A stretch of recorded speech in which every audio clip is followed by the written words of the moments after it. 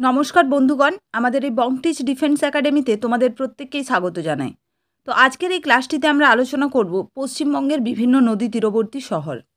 তো এটা একটা ছোট্ট ক্লাস, কিন্তু খুবই গুরুত্বপূর্ণ ক্লাস।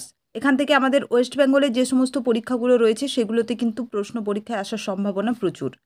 এছাড়াও পরবর্তী ক্লাসে আমরা ভারতের বিভিন্ন নদী তীরবর্তী শহর এবং বিশ্বের বিভিন্ন নদী তীরবর্তী শহরগুলো নিয়েও আলোচনা করব। তো দেখো, এখানে প্রথম রয়েছে শিলিগুড়ি। শিলিগুড়ি মহানন্দা নদীর তীরে অবস্থিত।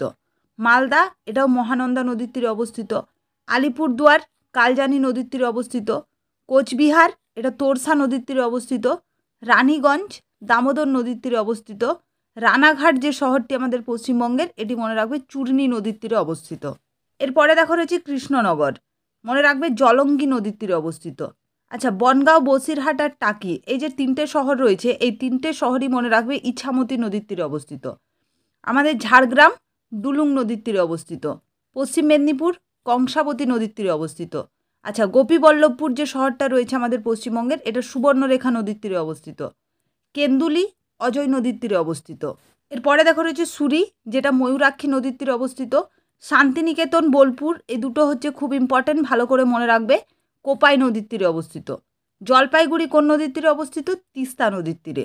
আচ্ছা, তমলুক শহরটি কোন নদীর তীরে অবস্থিত? এটা মনে রাখবে রূপনারায়ণ। দুর্গাপুর, আসানসোল এবং বর্ধমান, এই তিনটে শহরই দামোদর নদীর তীরে অবস্থিত। এটা খুব ইম্পর্ট্যান্ট, ভালো করে মনে রাখবে। এরপরে দেখো জঙ্গিপুর আর লালগোলা, এই দুটো শহর ভাগীরথী নদীর তীরে অবস্থিত। এরপরে দেখো রয়েছে এখানে বাঁকুড়া। বাঁকুড়া শহরটি দ্বারকেশ্বর নদীর তীরে অবস্থিত। আচ্ছা, কলকাতা, এটা খুব ভালো করে মনে রাখবে, কলকাতা শহরটি হুগলি নদীর তীরে অবস্থিত। এটা অধিকাংশ সময় ছেলেমেয়েরা ভুল করে যে কলকাতা গঙ্গা নদীর তীরে, এটা কিন্তু কখনোই নয়, কলকাতা হুগলি নদীর তীরে অবস্থিত।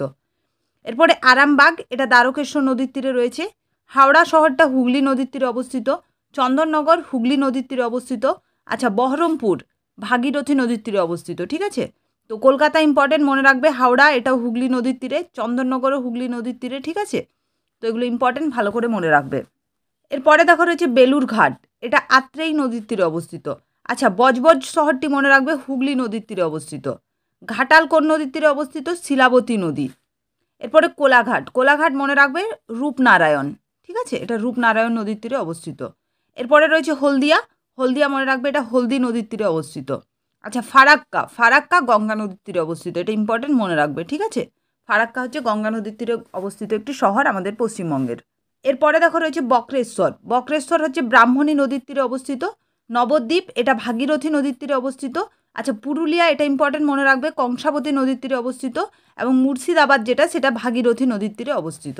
ঠিক আছে, তো এগুলোই ছিল আমাদের পশ্চিমবঙ্গের কয়েকটি গুরুত্বপূর্ণ নদী তীরবর্তী শহর।